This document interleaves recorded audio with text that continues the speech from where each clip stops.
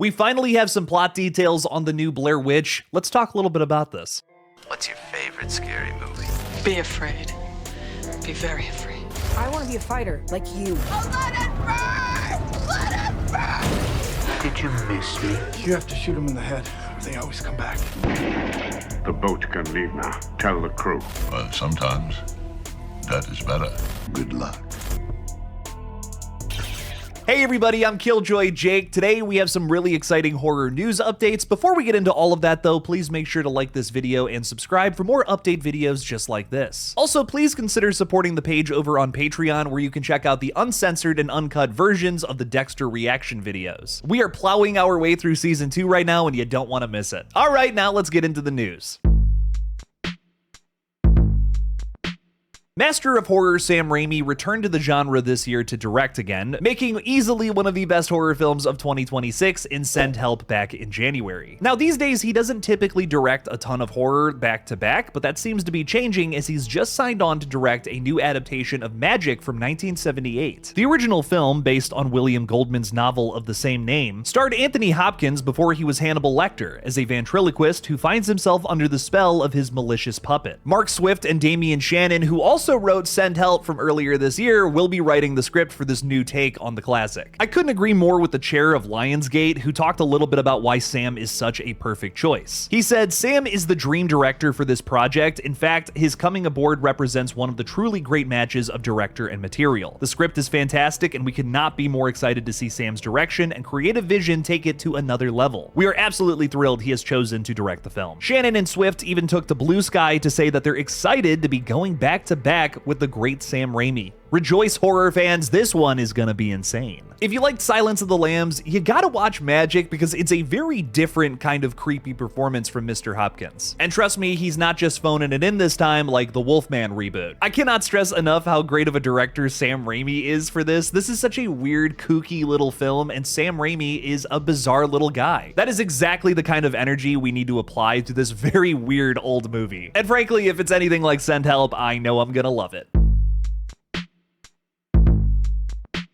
Joe Begos is such a unique director because he has an unforgettable style that the moment you see it on something, you know he directed it, yet every single one of his movies is very different than the last. Maybe the only thing that stays in common across all of his pictures is there's always the promise of splatter that he certainly delivers on each time. Once again, he's hopping genres into the revenge category with a brand new film called They Call Him Zorro. It's a reimagining of the 1919 Johnston McCullery novel, The Curse of Capistrano. Joe Begos will definitely be putting his own spin on it here though. The plot description coming from Deadline reads, when Diego Vega is framed by a group of dirty city officials for a crime he didn't commit, he escapes from prison and starts a relentless, no-holds-barred vengeance on corruption and crime in present-day Los Angeles. The media quickly finds a name for the masked vigilante riding a black El Camino, armed with chains, machetes, an electric saw, and a sawed-off shotgun, Zorro. Talking a little bit about his inspiration for this new adaptation, Begos said, "All of my favorite action movies from T2 to Heat were shot on location in Los Angeles, and it's always been a dream of mine to inhabit the same cultural playground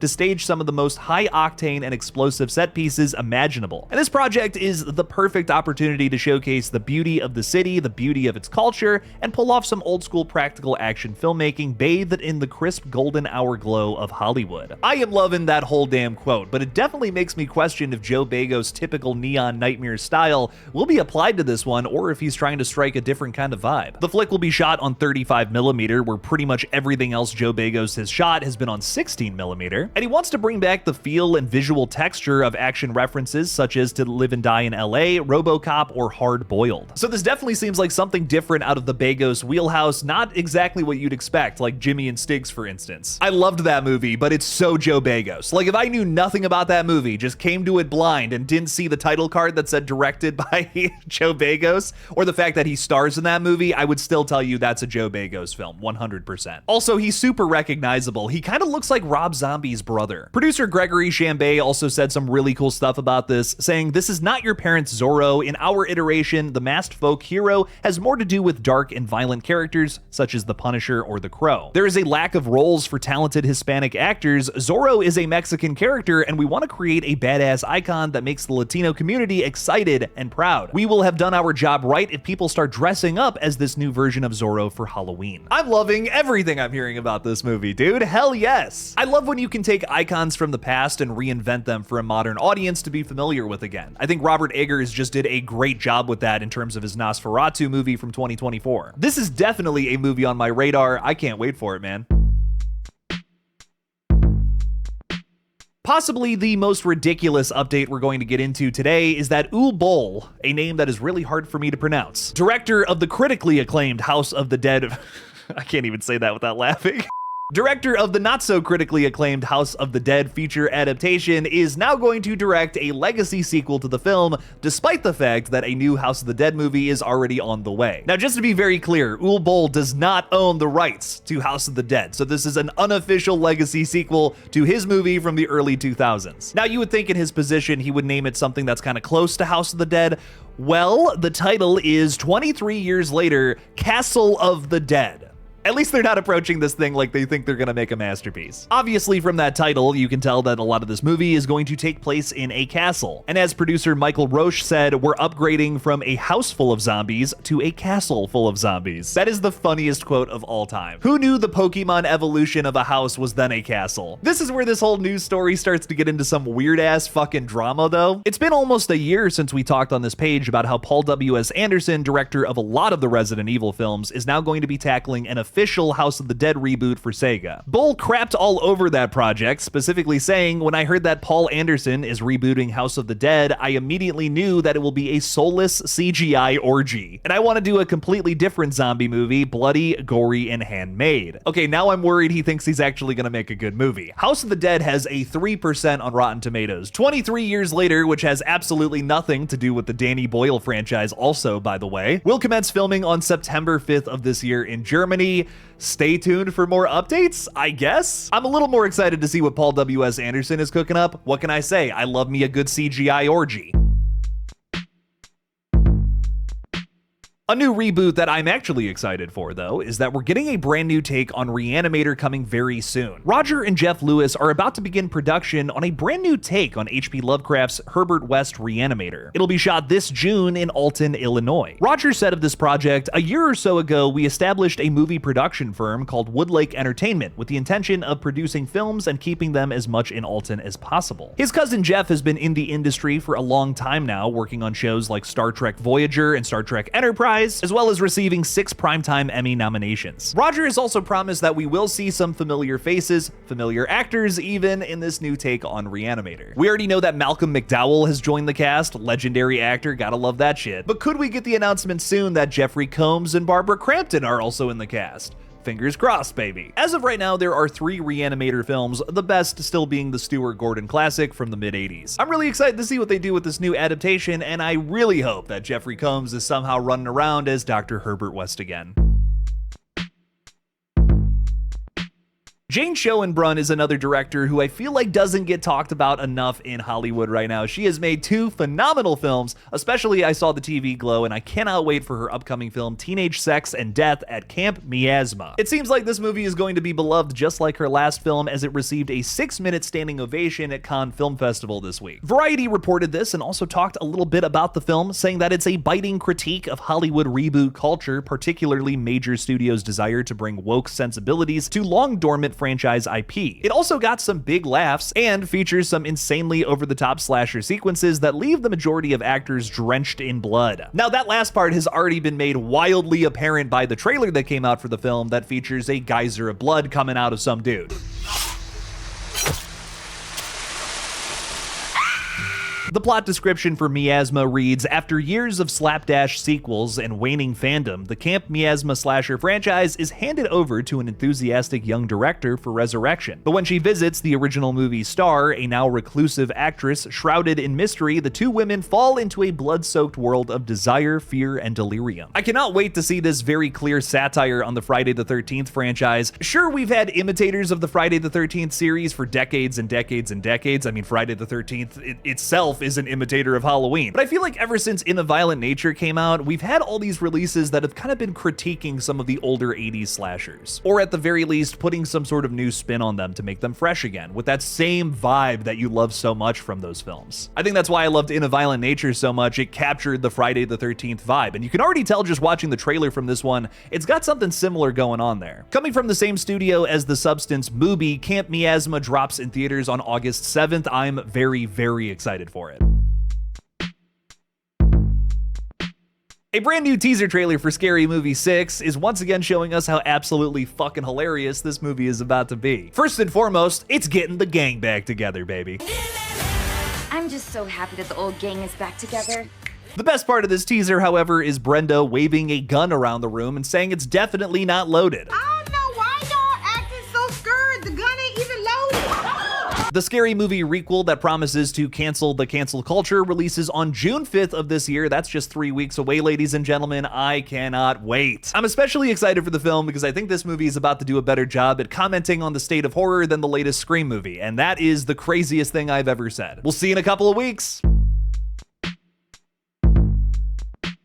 There's been a lot of excitement and buzz revolving around this brand new Blair Witch Project movie that's coming from Blumhouse, as well as YouTuber Dylan Clark. Now, if you've been following horror as closely as I have for the last couple of years, hell, almost this entire decade, you know that YouTubers are definitely making some of the hottest horror films in the space at the moment. It is especially a hot topic right now, as Obsession has just landed in theaters to rave reviews, 5-star reviews all over the place. People are fucking loving this thing, as well as Kane Parsons' Backrooms that drops in 2 weeks. Another highly anticipated movie, one of the most highly anticipated films of the whole year. Both YouTubers who are making some absolute gold, man. I'm predicting that Dylan Clark is going to be the next big name we're absolutely talking about on here, because not only does he have an original horror film called Portrait of God on the way, a feature film adaptation of his viral short film here on YouTube, which is great if you haven't seen it. But before that movie even releases, he's going to be working on a brand new reboot of the Blair Witch Project. Did I mention that he has another mysterious original horror project in the works as well? What the fuck, man? These YouTubers have got some sick fucking minds, and I love it. Talking about his Blair Witch Project, however, Deadline reports that while plot details are officially under wraps, we hear it will deal with a family that goes on a camping trip but goes missing one by one after they hear strange noises in the forest. So it's Blair Witch Project, but instead of 3 friends going into the woods, it's a family this time. You already know who is eating up this plot description, baby. Family. Jokes aside, I think that this is a great direction for the series. You know, whenever I shit on the whole, oh, they're doing a family this time around in a new movie, it's typically from franchises that have already done that many times already. Final Destination Bloodlines, however, was the first time we really focused on an entire family or a bloodline, and that made it really fresh. After 5 movies, we really hadn't done that. It's pretty much the same thing here in Blair Witch Project that is almost always focused on a group of friends diving into those same woods, getting attacked by that same damn witch, whether she's on screen or not. I especially think it's disturbing to throw children into the mix here. I mean, that is a really fucked up fate for these kids. Dylan Clark is seemingly holding nothing back. That footage has got to get found, so I don't think the fate of any of these characters is going to be anything too good. With a lot of the creatives behind the original 1999 film, I'm honestly really excited to see what this whole thing shapes up to be. Could it be the scariest entry in the entire series? We'll just have to find out. Speaking of YouTubers who are making a huge splash in the industry right now, Curry Barker is the man of the hour. His brand new film, Obsession, is absolutely kicking ass right now with rave reviews all over the place. People are loving this fucking thing, and no, it is not overhyped at all. If you haven't seen it, if you don't plan on seeing it, change that. Just like Dylan Clark, Curry Barker is fucking busy. He's got another original movie on the way called Anything But Ghosts, which we don't know too much about except for the fact that it's got a cast list, it's in post-production right now, and it's likely coming out sometime next year. But it sounds like after he's done promoting Obsession, he's gonna start writing the new Texas Chainsaw Massacre movie for A24. He recently told The Wrap that he wants to capture the feeling of if you and a couple friends were driving down the road and you went down the wrong road, this could happen to you. If I can accomplish that feeling within Texas Chainsaw, I'll be proud. He also plans to focus on the Sawyer family much more, something a lot of the more recent sequels haven't really cared to do. Vin Diesel is creaming his pants over today's update video, man. The biggest update here, however, is that Barker has also talked about not really being sure where he wants to set the story, whether that's modern day, the 1970s, or somewhere in between. That's a really tough decision. If you set the film in the early 70s again, you have characters who have no way of communicating with the outside world. No cell phones, none of that bullshit to get them easily out of a situation. But also, if you set it in the modern day, you can have more relatable characters. The latter option there is something that I feel like makes Obsession so fucking great. I recently saw a horror reviewer call that 2026 movie the first Gen Z horror masterpiece, and I don't disagree. So would it make more sense for Curry Barker to do something he's more familiar with, set it in the modern day, and then have the Sawyers come out and play? It's a big decision for Barker, and I'm sure whatever he does, it's gonna end up being a total banger. Especially after seeing Obsession, I know he can make a kick-ass and thoughtful horror movie. Obsession is a lot of things, but maybe first and foremost, it's cerebral as fuck. Speaking of which, I do want to dive into some Obsession spoilers just real quick to cap off this little video. So if you haven't seen the movie yet, go check it out and then come on back. Indy Navarrete is being praised for her performance in this film, like she absolutely should be. She recently cited some of her influences for this performance, like Toni Collette from Hereditary, saying that she didn't get her flowers for that film. She's also cited Mia Goth in Pearl as a big inspiration for Nikki, which, oh my god, I could not agree more with that either. Now, there's two big things I want to bring up here. The non-spoilery thing is Indy Navarrete, if she doesn't get an Oscar nomination at the very least, she's once again another great female performer in the space who's getting snubbed. Mia Goth should have been nominated for Pearl, and Toni Collette should have been nominated for Hereditary. Full stop. Second of all, one of the biggest things that I loved so much about Obsession that I really haven't wanted to talk about because it is so spoilery is how Nikki isn't necessarily the one who has the obsession in the film. I love that a lot of horror fans are picking up on that. Coming out of the theater 2 weeks ago, something I was so worried about was that people were gonna look at this as sort of this like weird little male fantasy film. I talked about this in my review, how Bear is a character who I think at first is just like kind of morally gray. You know, he's making this wish as sort of this like innocent, like I just love this girl and I just wish she would love me back, you know? He has no thought about it actually coming true. Bear starts off in a relatable place, but then takes it to a really fucked up level as the movie continues on. There's one scene in question that I think does this very well. I think it's one of the scariest moments of the entire flick, too. Freaky Nikki is asleep, and then the real Nikki actually gets to come out and talk to Bear before he leaves the room. She begs him to kill her. Bear's response to this is it really that bad being with me? Not only do I think Bear is fooling himself by thinking that's really Nikki possessing this body, it fucking is not. But Nikki is being tortured. We heard her screaming over the phone. Bear knows this, and yet he's continuing to live through this as she's basically being fucking tormented. Could you imagine if that possessed your body and then just fucked up your whole life and all you could do was sit back and watch, being paralyzed in there? While this is a very fun and high intensity film, it's also very thought-provoking. I fucking loved it. Obsession is easily one of my favorite horror films of this decade, maybe number one. We're gonna be talking about it for years and years and years to come. Lots of updates today, guys, but which one was your favorite? Let me know down in the comments below. Thank you all so much for watching. Please subscribe, and as always, don't forget to kill it out there, y'all.